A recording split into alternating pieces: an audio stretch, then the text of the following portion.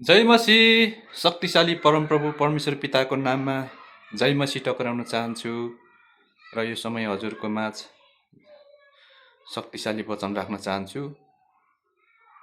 मानिसको हरेक बाटो आफूलाई ठिकै लाग्ला, तर हृदय जाँच्नु हुने चाहिँ परमप्रभु नै हुनुहुन्छ। हो, साँच्चै नै मानिस चाहिँ आफ्नो आफ्नो बाटो लागिरहेको छ।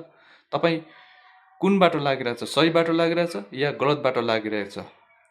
प्रभुले तपाईँको विचार थाहा पाउनुहुन्छ।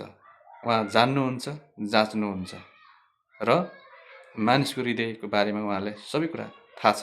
त्यस कारण उहाँले भन्नुभएको छ, मानिसको हरेक बाटो आफूलाई ठिकै लाग्ला, तर हृदय जाँच्नु हुने चाहिँ परमप्रभु नै हुनुहुन्छ। तपाईँ र मेरो हृदय जाँच्नु हुने उहाँ नै हुनुहुन्छ। तपाईँ सत्य असत्य कुन कुरामा लागिरहनु भएको छ?